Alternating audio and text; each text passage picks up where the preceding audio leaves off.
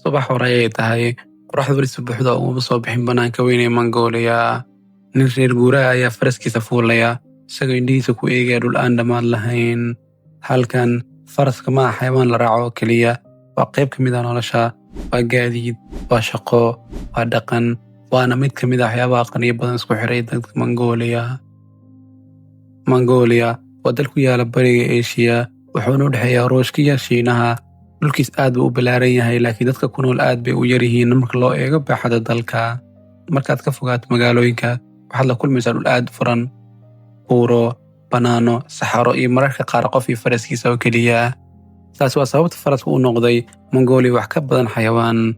Carruur badan reer guuraa ah waxay bartaan fuulista faraska iyagoo aad u yar. Farasku wuxuu ka caawiyaa qoysaska inay xoolahooda raacaan, meelaha fogna ay gaaraan. Laakiin xiriirka dadka Mongolia iyo fardaha wuxuu leeyahay taariikh aad u weyn nolosha maanta. Qarniyo ka hor, waxaa ka soo baxay mid ka mid ah hogaamiyaashii ugu caansanaa taariikhda adduunka, Genghis Khan. Fardooleyda Mongool waxay caan ku noqdeen dhaqdhaqaaqooda degdega iyo awoodda ay u lahaayeen in masaafooyin dheer u safraan. Faraska wuxuu ahaa qayb muhiim ah oo ka mid ah awoodahaas. Waxaa la sheegay in ciidamadii Mongool ay awood u lahaayeen inay si degdeg ah u guuraan iyagoo faras kale u bedelinaya marka loo baahdo. Laakiin Mongolia maanta ma aha oo keliya sheekada Genghis Khan, waa dal ay weli ku nool yihiin dad badan oo ilaashanaya noloshii reer guuraaga. Qoysas ayaa xilliyada qaarkood guura iyagoo raacaya halkay xoolahooda u heli karaan daaq iyo biyo. Waxay ku nool yihiin teendhooyin wareegsan oo loo yaqaano geer.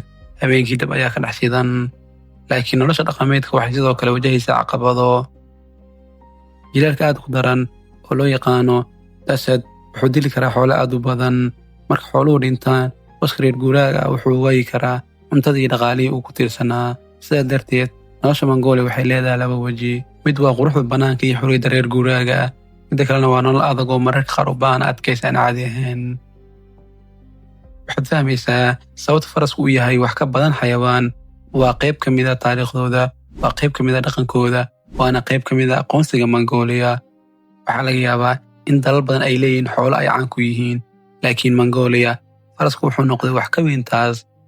Waa xusuus nool oo isku xiraysa Mongolia maanta iyo Mongolia qarniyo hore.